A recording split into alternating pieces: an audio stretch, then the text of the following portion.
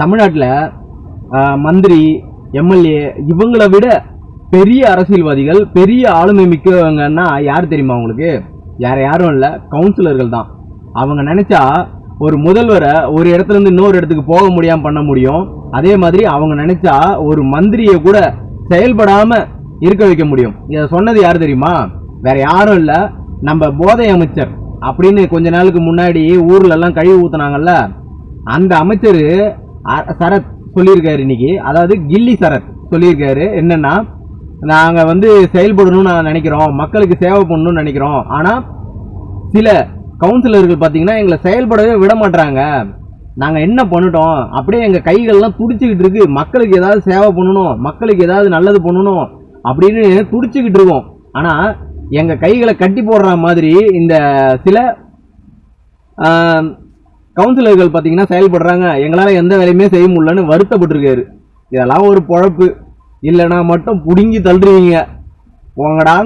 எதுக்கு எடுத்தாலும் அடுத்தவங்க மேல பழிய போட்டு தப்பிக்கிறதுன்றதே ஒரு கேவலமான மென்டாலிட்டி. ஊர் நாட்டில் பாத்தீங்கன்னா 4 கேள்விங்க உட்காந்துருக்கோம். ஏதாவது ஒரு தப்பு நடந்துச்சுனாலும் அதை மறைக்கிறதுக்கு அடுத்தவங்க மேல பழிய போட்டு இதுதான் காரணம், அதுதான் காரணம் அப்படின்னு ஏதோ ஒரு நெகட்டிவ் செட் பண்ணிட்டு இதுங்க தப்பிச்சுட்டு போயினே இருக்கும். அதே மாதிரிதான் இன்னைக்கு ஆட்சியில் இருக்கிற முதல்வரும் சரி, அவருக்கு அடுத்ததா இருக்கிற மந்திரிகளும் சரி, அதுக்கு அடுத்ததா இருக்கிற எம்எல்ஏக்களும் சரி, ஒரே ஒரு விஷயம் தான், அந்த கட்சிக்காரன் தாங்க காரணம், நான் காரணம் இல்லைங்க, இவன் தாங்க காரணம், நான் இல்லைங்க.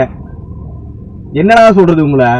டேய், உங்களுக்கு நாங்க புதுசா ஆட்சி அதிகாரத்துக்கு வந்துருக்கிறோம், புதுசா அரசியலுக்கு வந்திருக்கோம், எங்களுக்கு எதுவும் தெரியாது, நாங்க கொஞ்சம் கத்துக்குப்போம், கத்துக்கிட்டு மக்களுக்கு சேவை பண்ணுவோம் அப்படின்னு உண்மையை ஒத்துக்கங்கடா. எதுக்காக நீங்க எல்லாம் நாளும் தெரிஞ்ச புண்ணாக்கு மாதிரியும் உங்களை யாரும் செயல்பட விடாத தடுக்கிற மாதிரியும் சொல்றீங்க? இவனுங்க எப்பவுமே பாத்தீங்கன்னா ஒரு இந்த ஆக்டிவ் மோடுன்னு சொல்லுவாங்களா, அதே மாதிரி இவனுங்க தேர்தல் மோட்லயே வாழ்வானுங்க. இவ்வளவு நாள் பாத்தீங்கன்னா ஒரு மோட்ல இருந்தானுங்க, எப்படியாவது எம்எல்ஏ எலெக்ஷன்ல ஜெயிச்சே ஆகணும்னு ஒரே டார்கெட் தான். திமுக தான் காரணம், திமுக தான் காரணம், பெண்களுக்கு பாதுகாப்பு இல்ல, நாங்க வந்தா அடுத்த செகண்ட் அதை பண்ணிடுவோம், ஊர்ல இருக்கிற ஊழல் நிறைய அதிகமாயிடுச்சு, இந்த மதுவிலக்கு கொள்கையில எந்த ஒரு சமரசமும் பண்ணிக்க மாட்டோம், அப்படி இப்படின்னு உருட்டினானுங்க. இதையும் நம்பின சில பேர் என்ன பண்ணானுங்க, ஓட்டும் போட்டானுங்க. தற்கூறிங்கன்னு தெரிஞ்சோம், சரி இவனுங்க ஏதோ புதுசா சொல்றானுங்க, புதுசா வேற அரசியலுக்கு வரானுங்க, ஒருவேளை இவன் படத்துல நடிக்கிற மாதிரி எல்லாம் செஞ்சிட்டாங்கன்னா, படத்துல கூட பெருசா எதுவும் பண்ணல, கொள்கைய ரீதியாவோ இல்ல ஒரு புரட்சிகரமான வசனமோ அதெல்லாம் எதுவும் பேசல. ஒன்னே ஒண்ணுதான், என்னன்னா நான் பெண்களுக்கு பாதுகாப்பு அப்படின்னு சொல்லிட்டு இருப்பாருல. சரி, ஒருவேளை ஏதாவது பெண்களுக்கு பாதுகாப்பு கொடுக்கற மாதிரியான ஒரு நல்ல விஷயத்த செஞ்சிருவாரு, ஒருவேளை ஊழலை ஒழிக்கிற மாதிரி ஒரு நல்ல விஷயத்த செஞ்சிருவாரு அப்படின்னு நம்புறாங்க. ஆனா என்ன நடந்துச்சு பாத்தீங்களா? ஒன்னே ஒண்ணுதான், நான் ஆட்சிக்கு அடுத்த செகண்ட் இதெல்லாம் பண்ண போறேன்னு ஒரு லிஸ்ட் பெருசா ஒண்ணு கொடுத்தாரு. அதுல முக்கியமான ஒரு விஷயம் பெண்களுக்கு பாதுகாப்பு. இன்னைக்கு சிங்க பெண்கள் அதிரடி படை அப்படின்னு ஒண்ணு அமைச்சிருக்காங்க, நல்ல விஷயம். ஏற்கனவே இருந்த ஒரு அமைப்பு தான் அப்படின்னாலும் அதுக்கு ஸ்டிக்கர் ஒட்டி புதுசா டிக்கரிங் பெயிண்டிங் எல்லாம் அடிச்சு வேலை பார்த்து விட்டுருக்காங்க. பட் ஆனா அது எந்த அளவுக்கு எஃபெக்டிவா இருக்குன்றது மக்கள் தான் சொல்லணும். நான் பார்த்த வரைக்கும் எந்த இடத்துலயுமே அவங்க கண்ணில் படல. பட் ஆனா ஏதோ நடக்கும்னு நம்பிக்கை எனக்கும் இருக்கு. வேற வழி இல்லை, இவனுங்க எதிர்த்து கேள்வி கேட்டா இப்படி இல்ல அப்படி இல்லைன்னா முதல்ல கேஸ் போட்டுறானுங்கப்பா, எதுக்கு நமக்கு தொல்லை, அதனால நல்லது நடந்தா சரிதான். அடுத்தது பாத்தீங்கன்னா ஊரு ஃபுல்லா இந்த சாராய கடைகள் அதிகமாயிடுச்சு, எல்லாரும் குடிச்சிட்டு ஊரை சுத்துறாங்கன்னு. ஆனா இந்த கருமாந்திரத்தை அதிகமா பயன்படுத்துறது இந்த தாவேக்காவில் இருக்கிற கட்சிக்காரன் தான். சில நாட்களுக்கு முன்னாடி பாத்தீங்கன்னா கரூர்ல நடந்த அவங்களோட மக்கள் சந்திப்பு கூட்டம், அதாவது துக்கம் விசாரிக்கிறத போறேன் அப்படின்னு சொல்லிட்டு ஒரு 6-7 மாசத்துக்கு அப்புறம் வந்தாருல கரூருக்கு. நீங்க ஓட்டு கேட்கறதுக்கு தான் வந்திருப்பாரு, அடுத்தது இடைத்தேர்தல் அங்க நடக்க போகுது அப்படின்னு நீங்க நினைக்கிறீங்க. ஆனா அதெல்லாம் கிடையாது, மக்கள் சந்திப்புக்காக அவங்களுக்கு ஆறுதல் சொல்றதுக்காக ஒரு 7 மாசத்துக்கு அப்புறம் வந்திருக்காரு, அப்படிதான் நாங்க நினைக்கிறேன். வந்தாருல அன்னைக்கு இவரை பாக்குறதுக்கு தொண்டர்கள்னு சொல்லிட்டு வருவானுங்க பாருங்க, அணில் குஞ்சுங்க, அவனுக்கு வந்தானுங்க. அவனுங்க கிட்ட இருந்து கிட்டத்தட்ட ஒரு 2 கிலோல இருந்து 3 கிலோ வரைக்கும் இந்த பான்பராக்கு, அப்புறம் ஆன்ஸ், கூல்லிப்பு அந்த மாதிரியான போதை பொருள அந்த தொண்டர்கள் கிட்ட இருந்து பறிமுதல் பண்ணிருக்கானுங்க. நல்லா இருக்குல்ல? அதே மாதிரி ஊருக்குள்ள இந்த பார் நடத்துவாங்கல்ல, அத அதிகமா நடத்துறது இப்போ இவனுக்கு தான். அதே மாதிரி கடைக்கு போய் எங்க அண்ணா ஆட்சிக்கு வந்துட்டாரு 20 ரூபா கொடு 20 ரூபா கொடுன்னு இன்னிய வரைக்குமே நடக்குது. அதே மாதிரி இன்னொரு விஷயம், இந்த பொண்ணுங்களை கையை பிடிச்சி இழுக்கிறது, அதே மாதிரி ஊர்ல இருக்கிற சல்லித்தனம் பண்ற எல்லா கருமத்தையும் இவனுக்கு தான் பண்ணிட்டு இருக்கானுங்க. இப்போ ஊர்ல பொம்பளைங்களை கையை பிடிச்சி இழுக்கிறதா தாவேகா நிர்வாகி, கொள்ளை அடிக்கிறதா தாவேகா நிர்வாகி, மது கடத்துறானா தாவேகா நிர்வாகி, போதைப் பொருள் கடத்துறானா தாவேகா நிர்வாகி, லஞ்சம் வாங்குறானா தாவேகா நிர்வாகி, கட்டிங் வாங்குறானா தாவேகா நிர்வாகி. இப்படி எந்த இடத்த தொட்டாலும் அந்த இடத்துல தாவேகா நிர்வாகின்னு தான் இருக்கலாம். ஆனா இவனுங்களே சொல்லிக்கிறானுங்க நாங்க தூய சக்திப்பா. சில நாட்களுக்கு முன்னாடி பாத்தீங்கன்னா செங்கல்பட்டு பக்கத்துல ஒரு ஊராட்சி மன்ற தலைவர் 1.5 லட்சம் ரூபாய் லஞ்சம் வாங்கினாரு ஒரு கான்ட்ராக்டர் கிட்ட இருந்து அப்படின்னு சொல்லிட்டு ஒரு வீடியோ ஒண்ணு வைரலா பரவிக்கிட்டு இருந்தது. உடனே நாங்க ஆக்ஷன் எடுக்கிறோம்னு அவரை பதவி விட்டு தூக்குனாங்க, அரெஸ்ட் பண்ணாங்க, எல்லாம் ஓகே.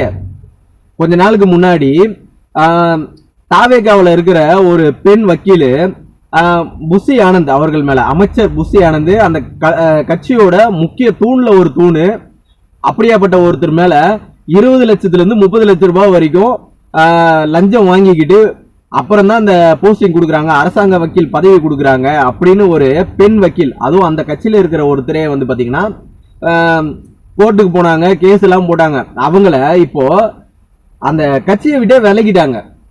ஆனா அந்த லஞ்சம் வாங்கினதா சொன்னாங்கல்ல அந்த அமைச்சர் மேலையும் மற்ற நிர்வாகிகள் மேலையும் எந்த ஒரு நடவடிக்கையும் இல்ல, ஏன் ஒரு விசாரணை கூட இல்ல. அப்போ இப்படி ஒரு பெரிய விஷயம் நடக்குதா, இந்த பக்கம் சின்னதா ஒரு விஷயத்த ஆரம்பிச்சு அந்த விஷயத்து மேல மக்களோட பார்வை எல்லாம் அங்க கொண்டு போயிட்டு இந்த பெருசா இருக்கிறத மறைச்சிடணும். நீங்க படத்துல பாத்துக்கலாம், அந்த காலத்து படத்துல என்னன்னா ஆரம்பத்துல இருந்து லாஸ்ட் வரைக்கும் அவர் தான் வந்து பெரிய வில்லன் மாதிரியே இருப்பாரு. ஆனா அவர் தான் கதையோட ஹீரோ. ஆரம்பத்துல இருந்து கடைசி வரைக்குமே பாத்தீங்கன்னா இருக்கிற எல்லா வில்லத்தனத்தையும் பண்ணுவாரு. சீட்டாடுவாரு, பார் நடத்துவாரு, ஊழல் பண்ணுவாரு, அமைச்சர்களை விலை கொடுத்து வாங்குவாரு, அதே மாதிரி சாராயம் கடத்துவாரு, எல்லாமே பண்ணுவாரு. ஆனா கடைசியில பார்த்தா அவரு தான் வந்து ஹீரோ ஆயிடுவாரு அந்த படத்தோட. அது மாதிரிதான் இப்ப தாவேகால இருக்கவனுங்களும் பண்ணிட்டு இருக்கானுங்க. என்னன்னா இந்த பக்கம் ஒரு 1000 லிட்டரு இருக்கிற சாராயத்தை கடத்துறது ஒரு வண்டியில வச்சு, இந்த பக்கம் பாத்தீங்கன்னா ஒரு சைக்கிள்ல ஒரு 5 லிட்டர் சாராயத்தை கடத்திட்டு போறது. போலீஸுக்கு இவங்களே வாண்டடா கால் பண்ணி சொல்றது, அதாவது பத்திரிகையாளர்கள். அது மாதிரி இங்க பாருங்க 5 லிட்டர் சாராயத்தை கடத்துறாங்க, தாவேகா நிர்வாகி, தாவேகா ஆட்சியில நாங்க போய் அதை கண்டுபிடிச்சிட்டோம் அப்படின்னு அதை புடிச்சிட்டு வர்றது.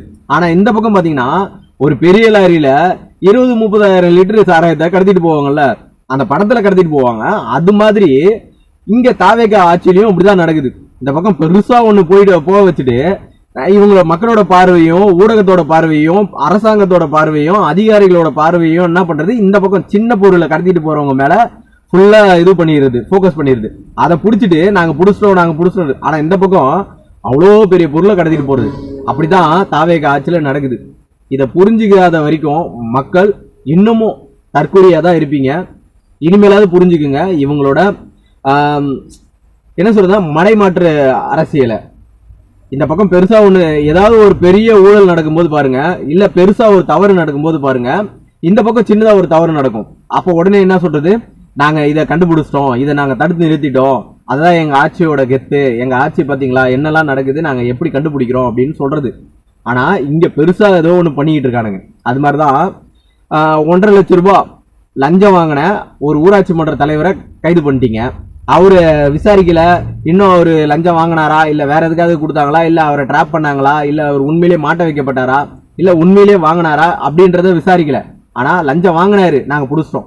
ஆனா இந்த பக்கம் ஒவ்வொரு வக்கீலும் கிட்டயும் ஒவ்வொரு மாவட்டத்தில இருந்தும் 20 லட்சத்துல இருந்து 30 லட்சம் ரூபாய் வரைக்கும் வாங்கிக்கிட்டு அரசாங்க போஸ்ட் போட்டு கொடுக்குறாங்க அப்படின்னு சொல்லி கோர்ட்ல கேஸ் போட்டிருக்காங்க. அதுவும் ஒரு வக்கீல், அதுவும் அந்த கட்சியை சேர்ந்த ஒரு வக்கீல், பெண் வக்கீல். ஒரு வக்கீல் கோர்ட்ல போய் கேஸ் போடுறாங்கன்னா எந்த ஒரு ஆதாரமும் இல்லாம கேஸ் போட மாட்டாங்க. ஆனா அப்படி போட்டிருக்காங்க. ஆனா அதுல சம்பந்தப்பட்டவங்க எல்லாம் பெரிய தலைகள்ன்றதுனால அந்த கட்சியும் அந்த இப்போ இருக்கிற அரசாங்கமும் நடவடிக்கை எடுக்கல. இப்ப புரியுதா நான் சொன்னதுக்கான அர்த்தம்? இப்படிதான் நடக்குது இன்றைய தாவேகா அரசாங்கம். ஆனா இவங்க உருப்படியா ஒன்னத்தையும் கிழிக்கல, அதுதான் உண்மை.